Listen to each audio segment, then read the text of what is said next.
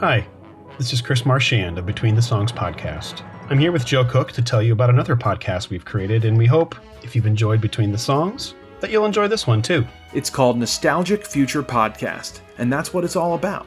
Chris and I dive deep into our nostalgia, all the pop culture stuff that we grew up with, and we examine how it's influenced our lives and how that continues today and into the future.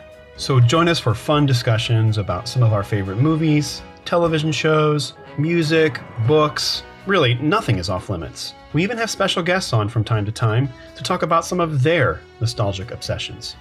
Check out Nostalgic Future Podcast, available now on all the big podcasting apps, and you can also follow us on social media. It's Nostalgic Future Podcast on Facebook, Instagram, and YouTube, and we're at Past Future Pod on Twitter. Nostalgic Future Podcast, where the past is the only way forward. Hey, this is Mitch McVicker. You are listening to Between the Songs. All right, now we need one from Mitchell. You're right. You're right. Hey, this is Mitchell McVicker, and you are listening to Between the Songs.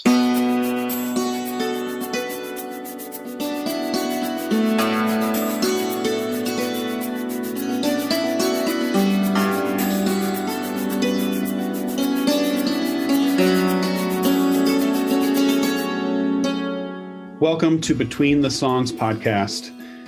My name is Chris Marchand, and I'm here with my co-host, Joe. Hi, Joe. Hey, Chris. Today, we are excited to offer an interview with Mitch McVicker. Many of you know him and his music well. And to be honest, we're being honest here lately with our new batch of episodes. This is a lost episode of Between the Songs. Over the past few years, we were doing lots of interviews, doing lots of research for upcoming episodes. And as we mentioned in our previous podcast about the new documentary, The Work You Began, we basically tried to explain ourselves, why we haven't released any episodes in the past few years. Well, one of the things that we've been sad about is this episode that we did with Mitch that we're like, it just never got released. He was releasing an album at the time, about 3 years ago. And we were like, oh, we're going to help Mitch. We're going to help Mitch get this album out into the world. We're going to do this whole promotional thing for him. And it just didn't happen. But guess what? What's going on now with Mitch? So this is kind of funny because, not to backtrack a moment, but we had, you're right. This is kind of the big, regret. I think you would agree that maybe the biggest casualty of our hiatus was not releasing this interview we did a few years ago, because we had really hoped to give Mitch the coveted Between the Songs bump, as they say. Yeah. Our marketing, a flurry of a marketing campaign. I mean, I imagine this is going to be like Reading Rainbow or Mystery Science Theater level of Kickstarter for his new album. It's just he's going to watch it explode because of us. And you're welcome, Mitch. But, in all seriousness, last month we came back and we did the episode with Andrew Montanera, and the first thing I think you said was, but what are we going to do about the Mitch interview? There was still this kind of like, oh, we really we kind of let Mitch down and let Mitch's fans down by not getting that one released. And I said, well, okay, we needed to release last month's episode because it was timely and we needed to do that. But I said, well, let's follow it up next month with the Mitch interview, and we'll get that one out there finally. And then, like a gift from above, after we announced that Mitch's interview was going to be released in February, Mitch announced a Kickstarter campaign for a new record and gave us a legitimate reason to release that interview 3 years late. And so that is what we're doing now. So instead of promoting his last record that we were supposed to do 3 years ago, we're actually going to promote the new record, which is going to be coming out later this year. And that record is currently on, he's doing a Kickstarter for it, and it's called A Shrugging of the Shoulders. And you can actually, as you're listening to this right now, if you're downloading this in the first few days, there's several days left to get in on this Kickstarter campaign. check out Mitch McVicker on Kickstarter right now, A Shrugging of the Shoulders, and you'll want to get in on that. We're excited for that. And we're going to hear from Mitch actually a little bit about that record too today. That's kind of one of the fun little surprises we have. Yeah, so I think what's exciting about this is we kind of get to do two things. One is for Mitch McVicker fans, we're offering an extended episode where he gets to talk about one of his albums, The Acceptance of And, right? So that's what the episode was initially about. So I mean, our hope is that not only does we get to promote his Kickstarter, which is good. We hope we can get him to a higher level here. But for Mitch's followers, a long time. I mean, Mitch has tons of albums, and here we get to go in depth into this album, The Acceptance of And I'll say this, Joe, you and I mean, you more especially. You have this radio career in your life, and we love listening to things, and so. Here we are, we're offering this episode kind of like a radio special in a sense. Yeah, that was exactly what I had in mind, with doing this. And I think when people hear it, they'll kind of get a sense of that, really it's kind of Mitch taking us through the story of this record. It's not really us taking him through the interview. He's taking us on that journey. And I think that's one of the things that his fans will enjoy about this episode. There you go. And so with that in mind, we get to hear Mitch talking about his newest album first, and he actually does an acoustic performance of one of the new songs. Yeah, absolutely. We did decide that, we're going to do this thing. We really need to know a little bit about the new project that he's got, that he's currently working on. I think he's recording that with the Brothers McClurg, right? Up in New York, Buffalo, I think. And I think that's an excellent idea. I mean, I don't know where he got in contact with them, or I think that's a great decision, and maybe one of the aspects of this new album that's maybe good for fans is that Mitch is known for having these creative concerts where he builds these loops and he brings in lots of different sounds, and he's recording the new album in that way. I mean, I'm not sure if every song will be absolutely live in the moment, but whether the Brothers McClurg, they add all their instruments as well. I think it's going to be a fun, creative record. I think maybe it'll feel spontaneous a little bit in the moment. I think people will be interested to hear how he applies his live technique to this new batch of songs. Absolutely. And so we did catch up with Mitch and asked him about this new project. And we asked him a little bit about how the pandemic and being a musician in the pandemic, how this has affected his career. And here's what he told us. The pandemic has been hard for us all. We all have experienced a lot of loss, life and health and jobs, and probably way up there is the loss of stability and security that we have all come to lean on really hard. Vocationally, it's been hard. I remember when I thought it was in the last 2 or 3 weeks and it was going to be difficult to deal with those concerts canceling. Well, now, as long as it has lasted and will probably last even further, a lot of concerts. My income has been squashed, and that's been, I've tried to figure out different ways to go about stuff. Thank goodness for the internet, and live streaming concerts. That's been a new means of trying to keep rolling, and I was able to throw together a dozen concerts last fall, places that were willing to do it and people that were willing to come, but it wasn't like it had been, and the same thing for this spring. I think there'll be about a dozen concerts, but overall, 70, 80 concerts have not happened like I thought. And so vocationally, I am in a different place than I have ever been, but I have also learned and I've experienced there's so much good around us in the midst of things that challenge our hope.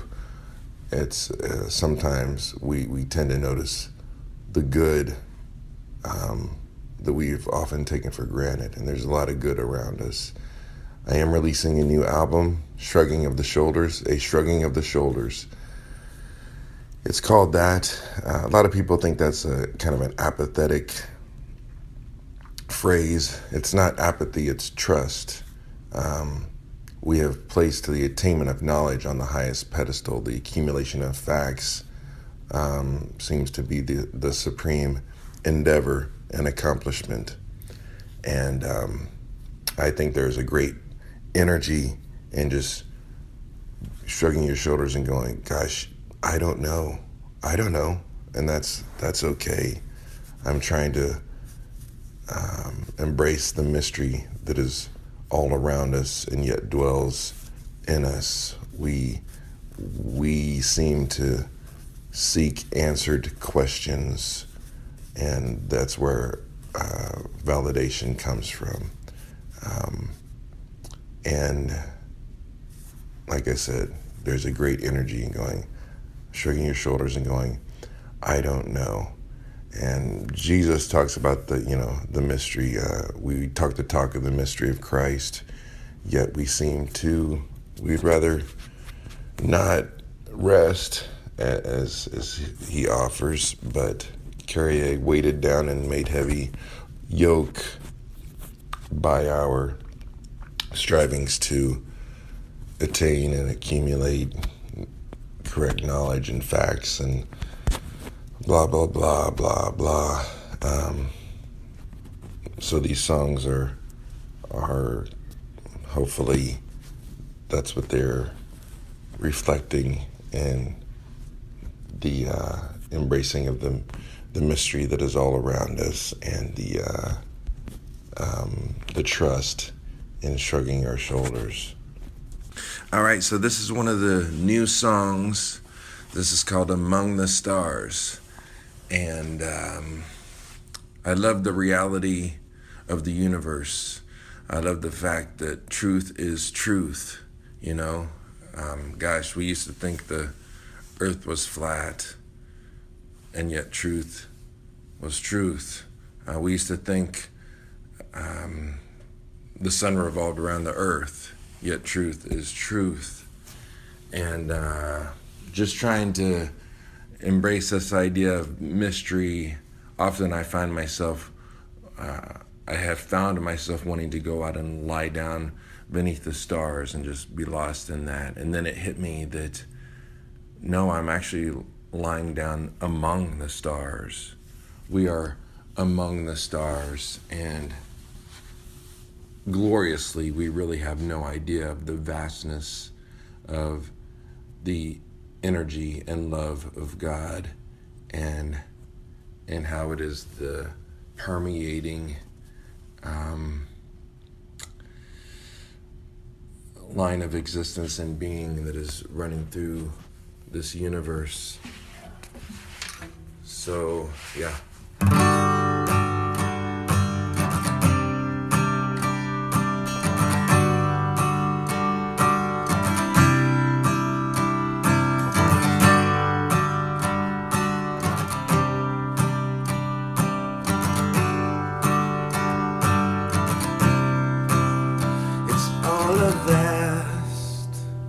Twinkle, an endless mingle, assembled members that breathe.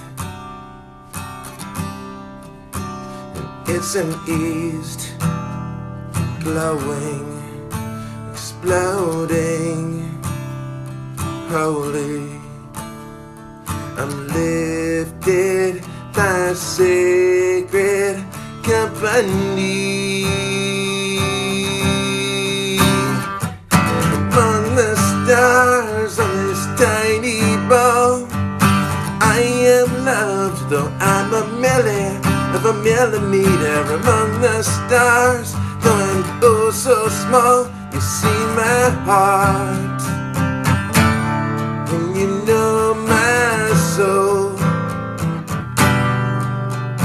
is love, love, love, love, love, love. And there's a song twisting for one and all. Listen, it hums in the depths of our deep. And the shine meets us, it's the light, it's no secret. The inclusion, it moves us to be among the stars on this tiny ball. I am loved, though I'm a milli of a millimeter among the stars. Though I'm oh so small, you see my heart, and you know my soul. Yes, you love, love, love, love, love, love. I said sail, I exhale, those noise railings are freedom failing. I belong, I belong. I leapt scale, I left trail from dead tales of love that's bailing. I belong among the stars on this tiny ball. I am loved, though I'm a milli of a millimeter among the stars. Though I'm oh so small, you see my heart, and you know my soul. Yes, you love, love, love, love, love, love among the stars.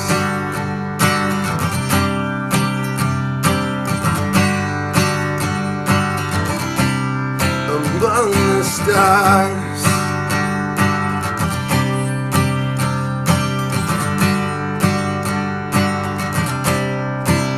Yes, you love, love, love, love, love, love. Love, love, love, love, love, love. Oh, you love, love, love, love, love, love. Yes, you love, love, love, love, love, love. Oh, you love, love, love, love, love, love. That was Mitch's song, Among the Stars, which you will be able to find on his new album, A Shrugging of the Shoulders. And as of now, as this podcast is being released, you can still support his Kickstarter campaign. You can search for that and find a link to it in our show notes. But now, we want to offer you something special, an in-depth look into his previous album, The Acceptance of And.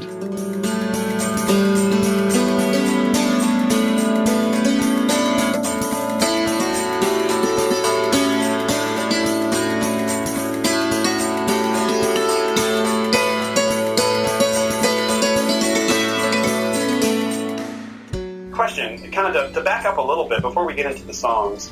It seems like you've been in a place of transition in your life, maybe personally and as an artist. What do you want to say about that and where you're at in life right now? Well, last year I went through a divorce, and that was a significant turn in my life. I moved to Indianapolis. I was living in Atlanta, and it has that transition has some difficulty with it, but things are so good for me. I'm grateful for where I'm at in life.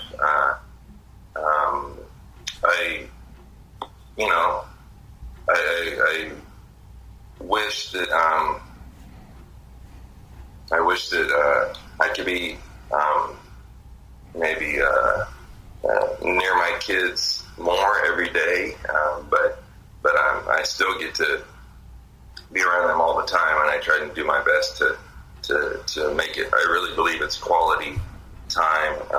It's not as much quantity, but we still are as close as ever, so I look forward to what God is doing through what some people might see as a difficult time, and then artistically, because I believe that if you're an artist, well, then it's not rocket surgery. You communicate from where you are, and so artistically, it's been a significant change for me as well. As much as for simply this record is Mitchell McVicker. It's not Mitch McVicker. That's what my parents named me, and so I'm kind of going back to what things are new and yet the same. Mitchell is what Marcia, my significant, what she called me, and so I wanted to signify with the name kind of a change in approach, and that all ties into why I went out to Portland. I loved the situation of doing the last 5 records at Green Jean Studios in Wellington, Kansas. But this is a significant change to go out there, and so it's everything is different and good and changing.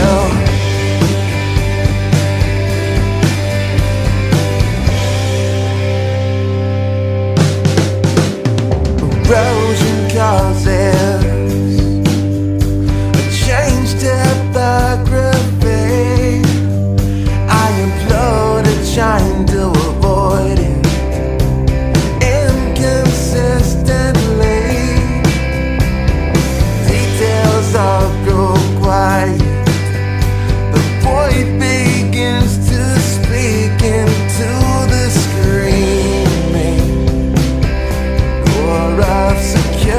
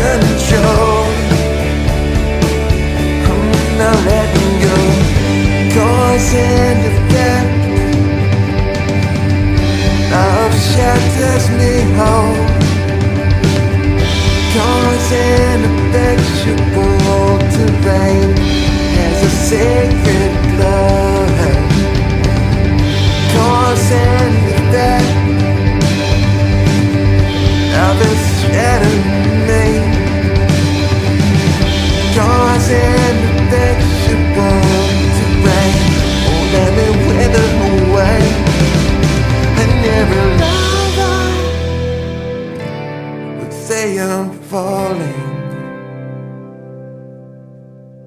I'm a raindrop on fire. I'm burning. And every lover would say I'm lucky to be a raindrop on fire, burning uncontrollably. And even aliens would call me fortunate to be a raindrop on fire, burning uncontrolled. I'm not letting go.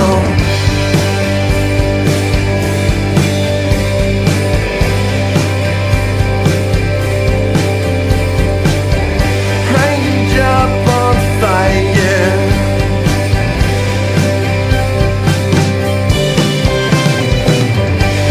Burning, falling, burning, falling. Raindrop on fire. Not letting go.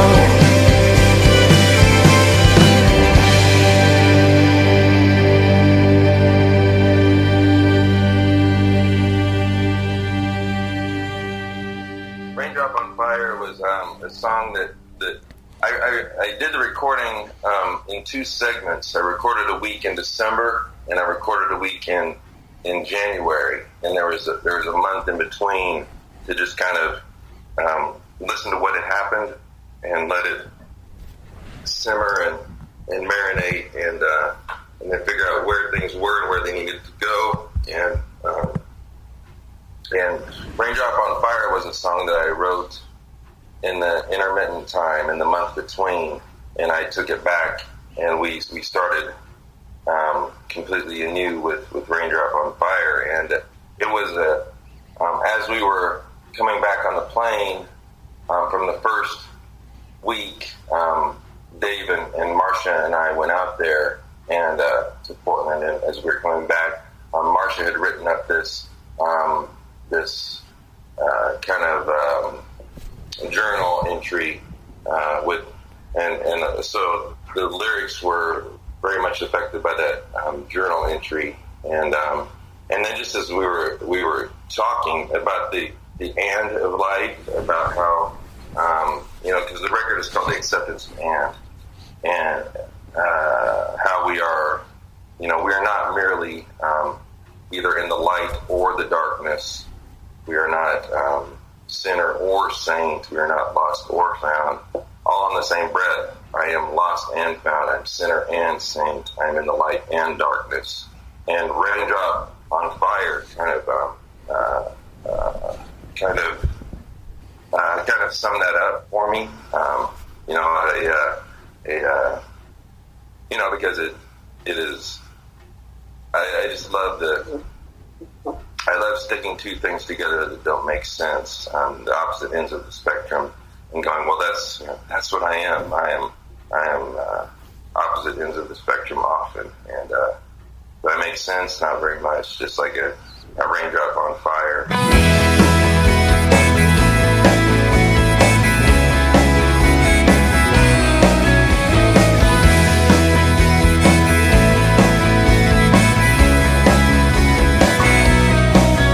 My hope is under attack. I'm told my soul now lacks everything I've accumulated inside of me.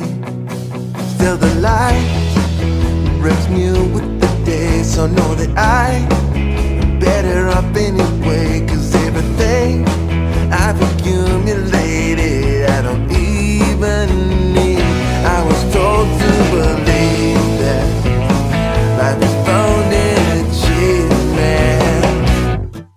And my boy held the apples in his hand as the horses gently ate what they were given. And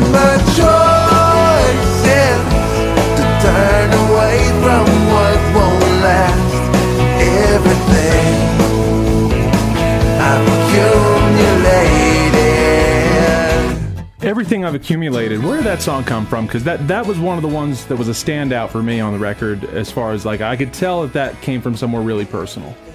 Yeah, good.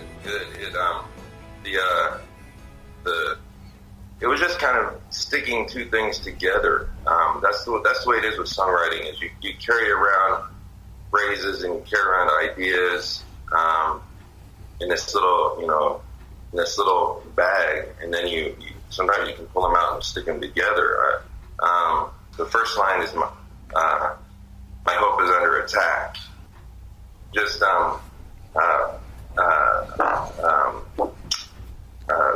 people looking at my life and going, God,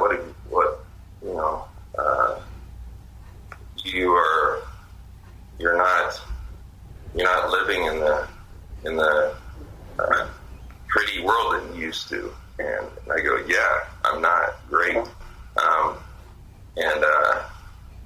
And going,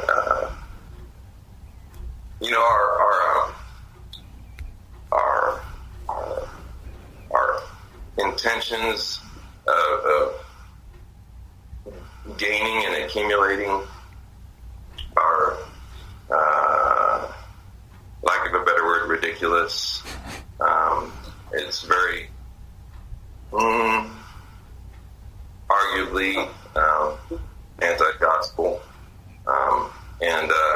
so that's where the verses came from, and then just the chorus is referencing when I would take Payson, my son, to feed the horses apples, and the simplicity of that in comparison to all our attempts to achieve and accumulate and attain and think that our identity and our status is established by that stuff, and going, okay, he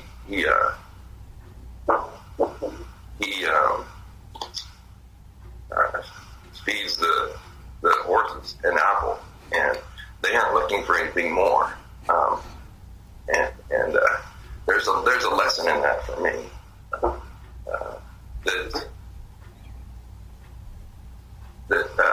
That they take what is given. The horses take what is given, and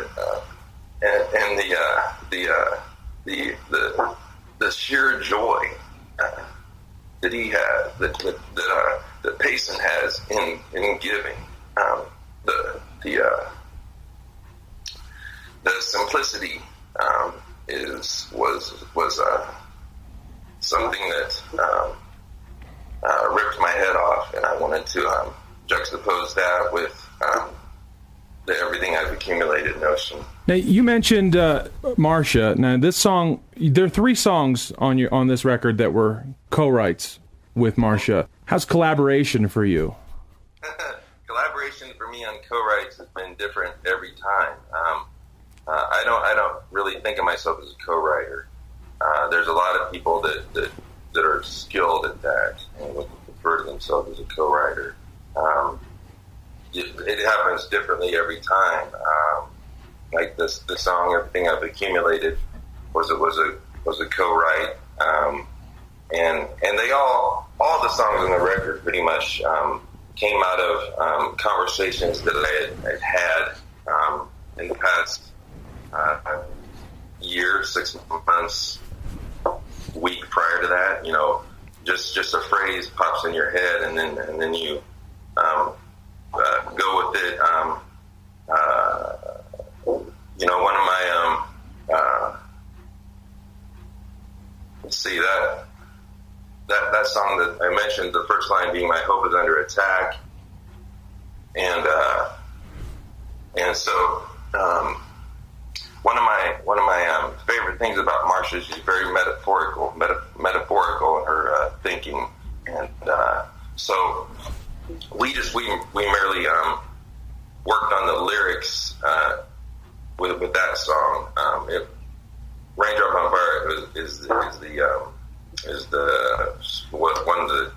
the different one that stands out, the kind of the anomaly of the record, where it was both from a journal entry and then the lyrics. If you call the lyrics a poem, those were kind of formed in and out of that. I haven't stumbled upon a formula for co-writing, and I'm glad about that.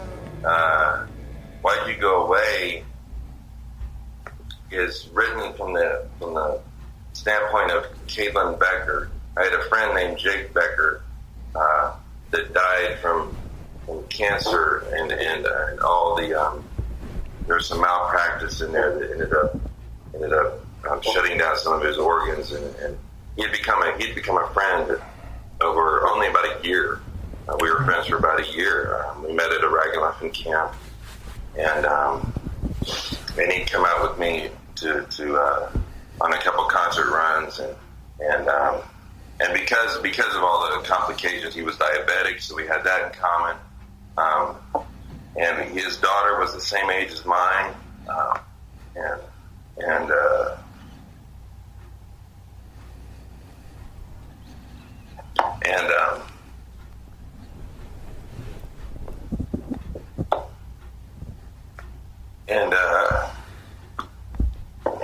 he knew that he was dying. And so he was a great guitar player, a great songwriter. He was a little more punk rock, well, a lot more punk rock than I am. I wouldn't say that I'm punk rock at all. I'm a punk, but not rock. So he called Caitlin. He actually wrote a song.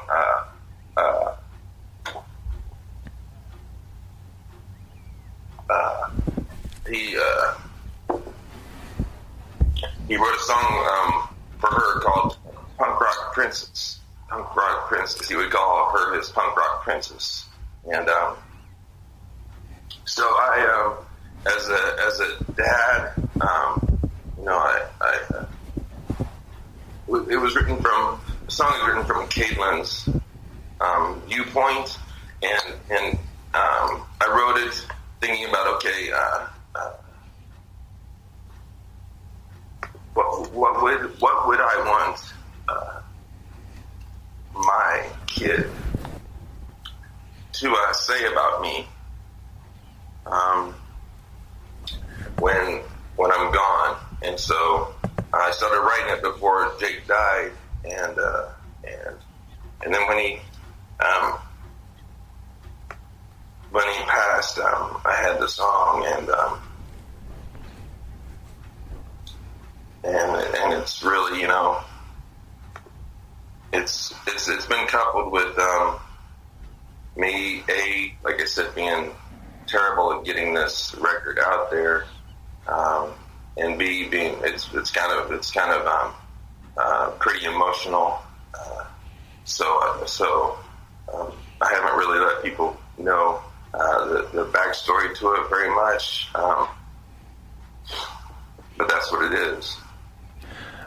Thanks for sharing that. That's a beautiful song, and I actually have in my notes right in front of me punk rock princess ? So yeah, that's and I also love putting that in there because it confuses people. Hey, hey, hey, yeah. Hey, hey, yeah.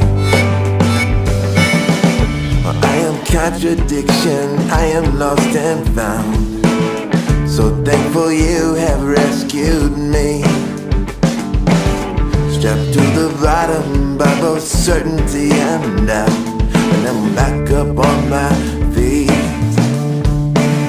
'Cause you're the friend of the sinner. Yes, you're the healer of all hurt. You're the light in the darkness. Your mercy runs both ways. Yes, you're the friend of the sinner. You're the torch by which we search. Oh, the coming, going, you're guided by your grace. Hey, hey, hey, yeah. Friend of the Sinner. Now, I thought that seemed like maybe it was a continuation almost of In Other Words from your last record, The Gray. But that's kind of been a theme throughout your career, I think, is just kind of who we are, and the fact that who we are doesn't stop God from loving us despite of all of our flaws. Tell me a little bit about Friend of the Sinner. Yeah, well, I think that's why we are loved by God, is because of who we are, and I'm not even sure that our flaws come into consideration for God. But the scripture or the reference in scripture to Jesus being the friend of the sinner has always been a beautiful one to me, and it's been misconstrued or misevaluated. Often you'll hear people go, "Well, gosh, yeah, Jesus is the friend of the sinner as well as us too. Jesus is our friends and the friend of the derelicts and the sinners." And I go, well, scriptures are pretty plain about us being all in the same condition before God. And so when Jesus is referred to as the friend of the sinner,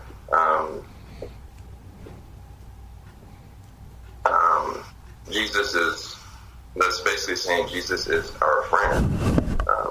For we are all, that's who we are, sinners and saints. And so, yeah, that's been I hate the our drawing of lines and our trying to create definitions as to who we are, especially based upon what we have done or what we have not done. And because we like to make sure that we can keep track of ourselves and everybody else till everything is tidy and makes sense and can be measured.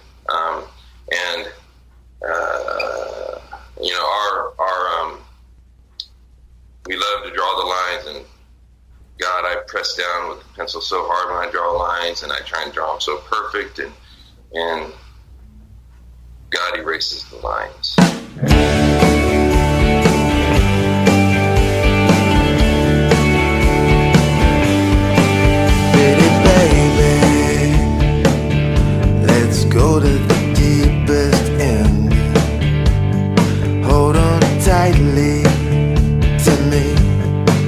whether we'll both sink or swim.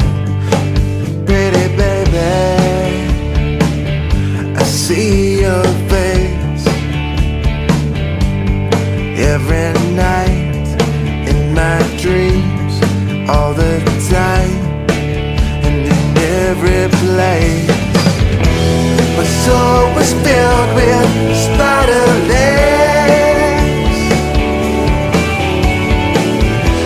They all ran wild in the darkness, the darkness. Yeah, the web was spun, I was overcome, not strong enough, just covered up. But now I'm coming out from under. Spider legs. Tell me about spider legs. Spider legs is a just trying to become from trying to get back to being who I am, and I felt like I had been felt like I hadn't been my true self in a while, and it is very much it's a reference to Marsha, definitely, and you can see that in the lyrics in the song. To me, it's the most rocking song on the record. It's just kind of a Tom Petty rock song. Very simple, and very very. It's dealing with the true self thing very much. That I feel like I'm. We're all on a journey, I believe, to become more and more our true selves, which will ultimately happen when we are in complete union with God, of course, and as we dip into that more and more along the way, we become more and more of our true selves, and a lot of times that means getting out from under something, so yeah, it can also feel very risky to become your true self, because comfort a lot of times caters to not so much our true selves, but comfort caters to comfort. Has the Mitchell thing confused anybody? You gotta know. Oh, he's Mitchell now. I know. So, I think there's maybe a little bit. It's not like I'm Prince or anything, but but that's happened some. I've had the question, okay, what do we call you? Mitch or Mitchell, and I mean, even some people say, okay, we're just going to call you L, because the ELLs were added to it. And what I've always loved about my name is the back half of my name is HELL. So I thought, well, you can just call me Hell.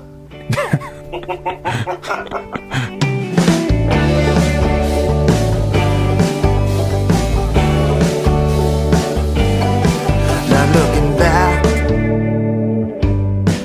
anymore. Gone is the latch from that door. Oh, I threw it to the bottom of the lake. It's on the floor of the reservoir. So now whatever washes up my way, I won't be looking back anymore. Not looking back.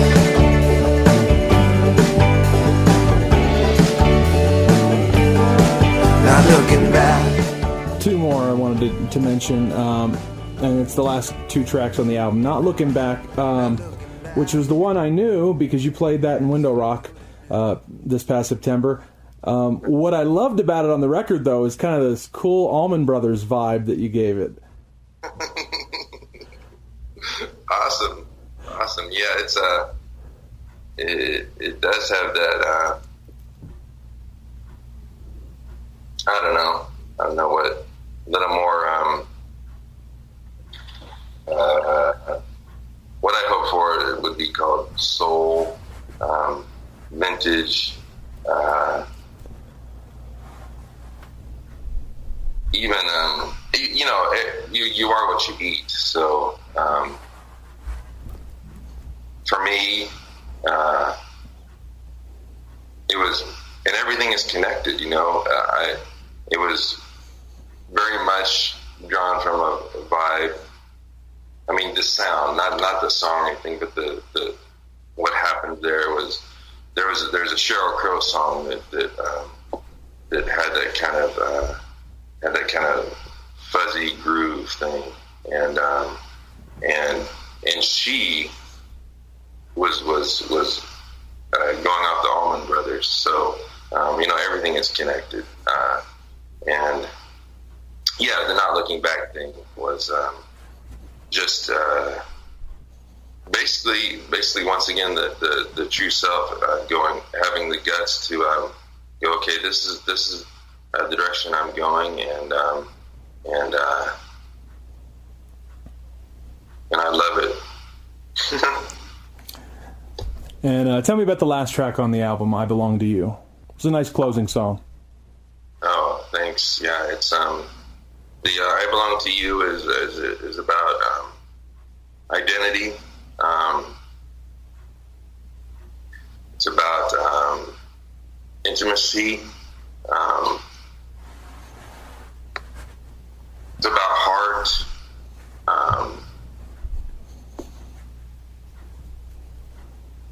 It's my relationship with Marcia, my relationship with God, and it's funny how those things get connected, and so yeah, we want and we need to belong, and and if you're like me, you've sought belonging in all kinds of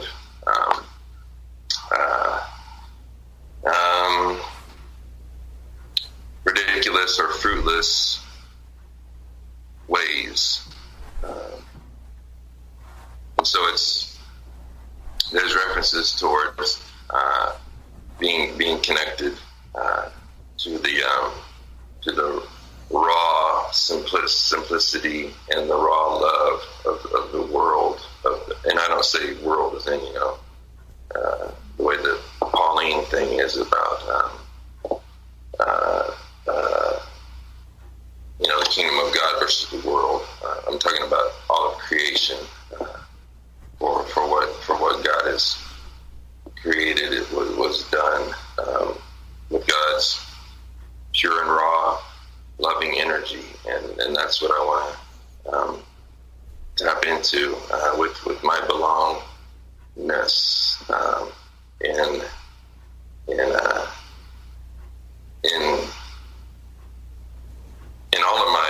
in all of my relationships, specifically my relationship with Marcia, and in my relationship with God. I want that to infiltrate every step I take,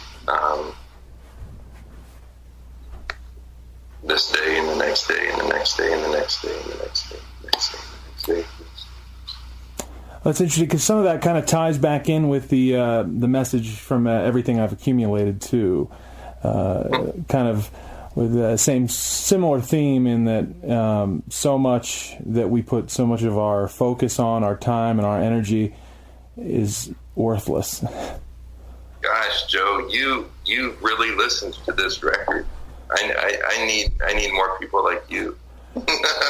It's good stuff, man. I thought it was some of the best stuff you've done, and I think, again, I just kind of go back. I've just gotta say the production was amazing. I thought it was by far the best production you've done.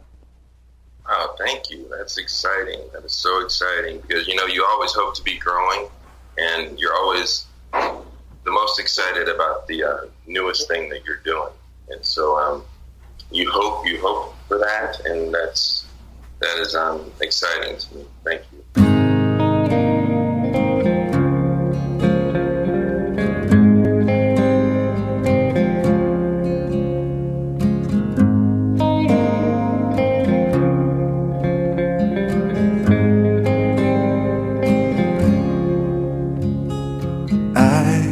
Take my stand in the trees. I'll go running with the wildebeest.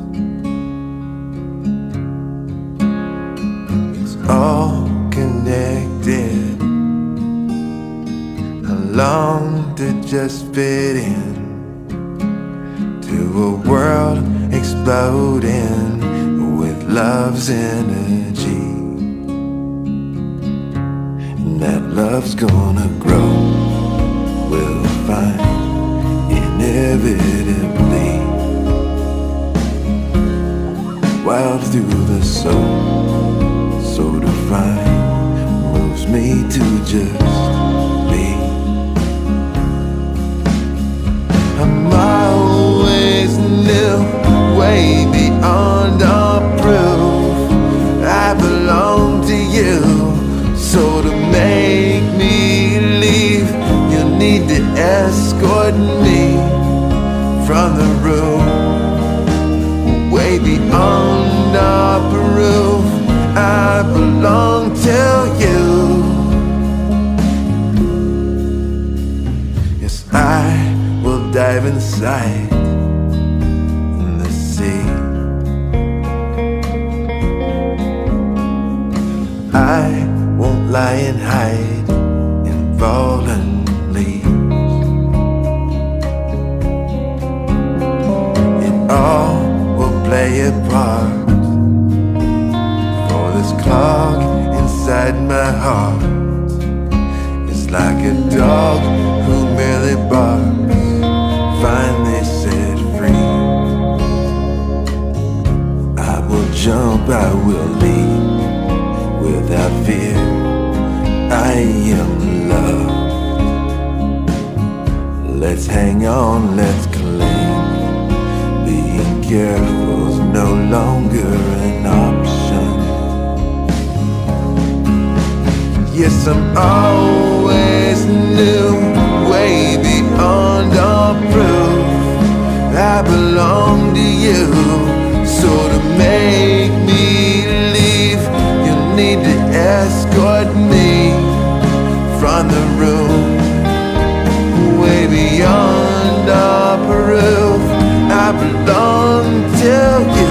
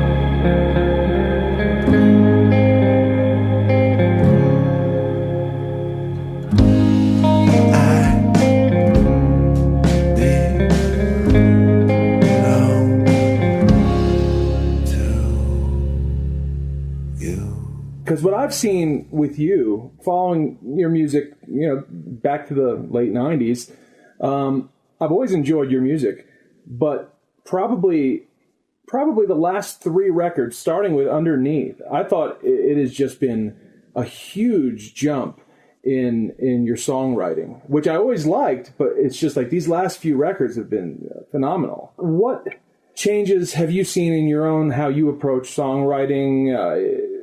Yeah, for me, I'm more open. I'm more open to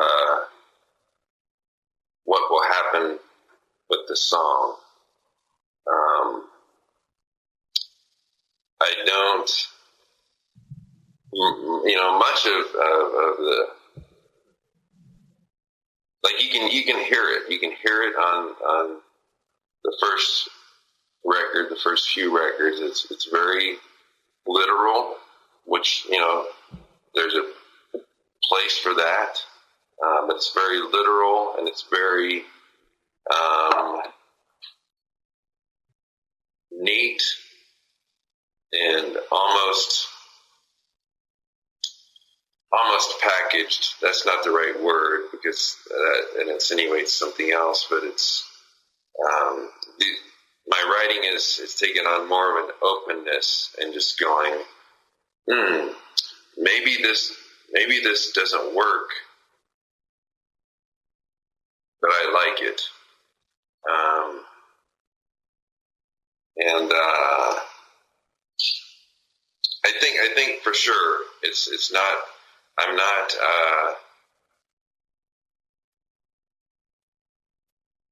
kind of what I said before, I'm not as concerned with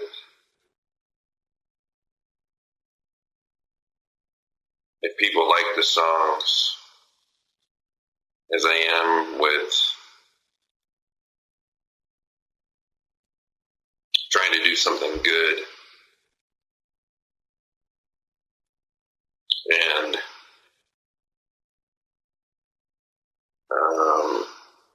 it just, I don't know,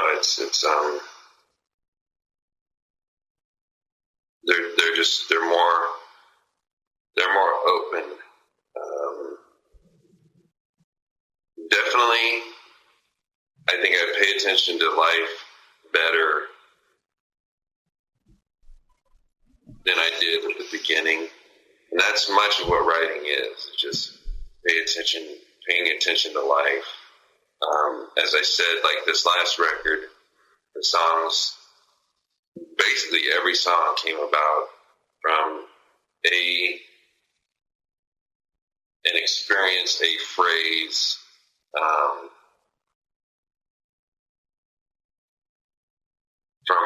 from my life. And it's an embracing of what God is doing, rather than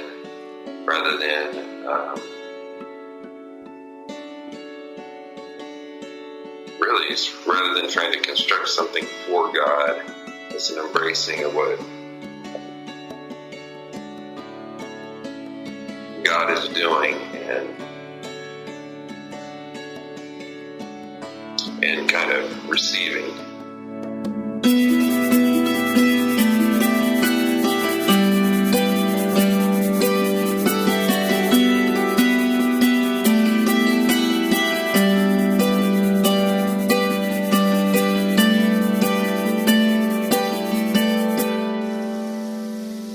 Thanks again to Mitch.